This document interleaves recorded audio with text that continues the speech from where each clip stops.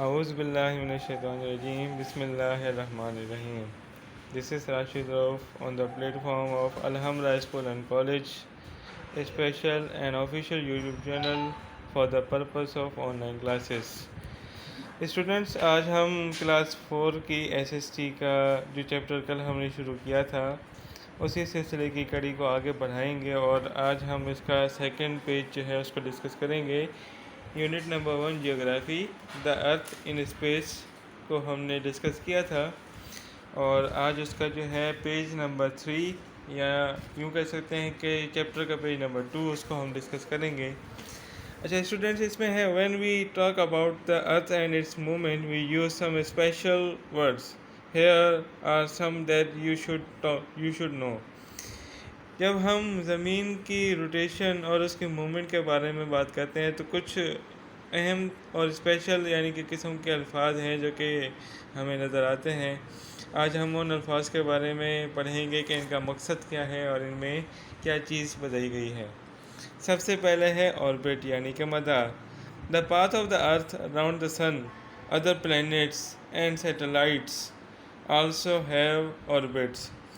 یعنی کہ زمین جس مدار میں گردش کرتی ہے، گھومتی ہے سورج کے گرد، اس کو آربٹ یعنی کہ مدار کہا جاتا ہے، جو راستہ ہوتا ہے جس راستے میں گردش کرتی ہے. اسی طرح جو دوسرے پلینٹس ہیں، جیسے سیٹلائٹس ہیں جو کہ سورج کے گرد گردش کرتے ہیں، ان کا بھی ایک راستہ ہے جس کو اردو میں مدار اور انگلش میں آربٹ کہا جاتا ہے. پھر ہے جی ایکسس، محور. This is an imaginary line running from the North Pole to the South Pole. یہ وہ لائن ہے جو کہ فرضی لائن ہوتی ہے. اصل میں اس لائن کا کوئی وجود تو نہیں ہے، لیکن کہہ رہا ہے امیجری لائن یعنی کہ فرضی لائن ہوتی ہے جو کہ نارتھ پول یعنی کہ نارتھ پول سے ساؤتھ پول یعنی کہ شمالی قطب سے جنوبی قطب تک جاتی ہے، through the centre of the earth, اور یہ زمین کے درمیان سے گزرتی ہے. The earth is tilted at 23.5 degree on its Axis.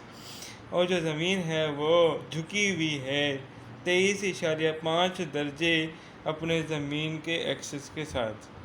Equator کہتے ہیں خط استوا. An imaginary line that run all the way round the middle of the earth. یہ بھی ایک فرضی لائن ہے جو کھینچی جاتی ہے زمین کے درمیان سے تاکہ زمین کو 2 حصوں میں تقسیم کیا جا سکے. پھر ہے ہیمیسفیئر، نصف کرہ. Hemi means half. The equator divide the earth into the northern and southern hemisphere.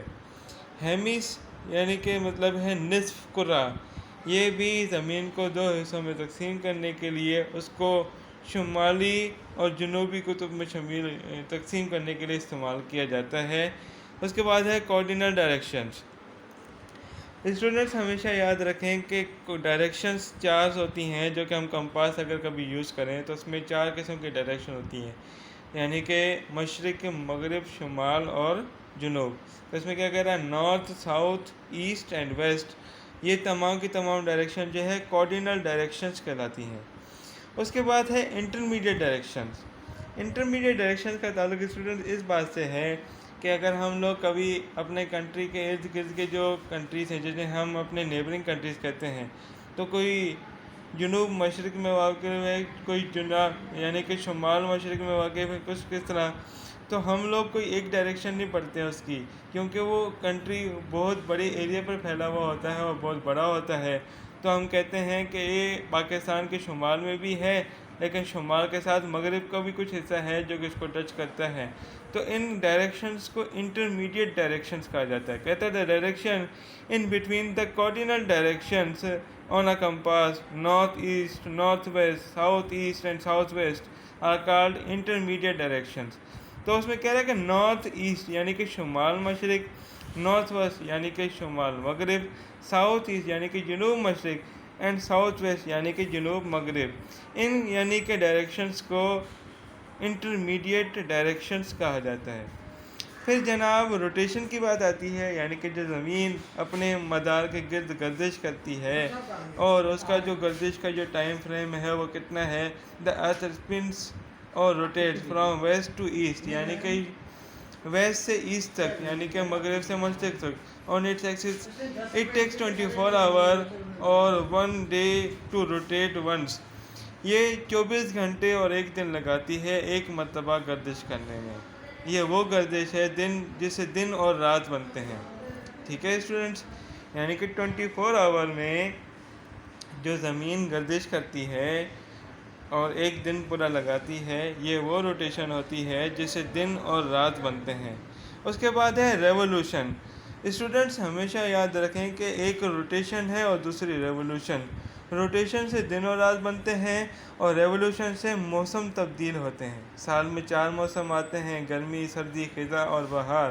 اور جب زمین سورج کے ارد گرد گردش کر رہی ہے تو وہ اپنی لوکیشن کو چینج کرتی رہتی ہے, اور اس لوکیشن کا جو چینج ہونا ہے یہ ریولوشن کی وجہ سے ہی ممکن ہو پاتا ہے.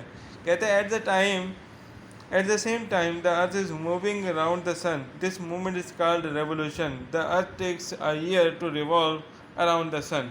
یعنی کہ زمین 1 سال پورا لیتی ہے, 365 دن, 365 1/4 days لیتی ہے زمین سورج کے گرد ایک یعنی کہ پورا چکر کرنے کے لیے.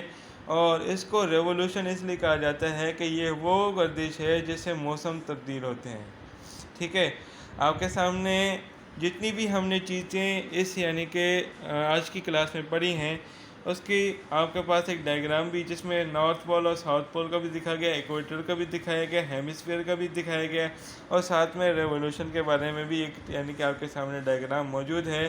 تو اسٹوڈنٹس آج کی کلاس یہیں تک ہے. امید کرتا ہوں کہ آپ کو سمجھ میں آ گئی ہوگی.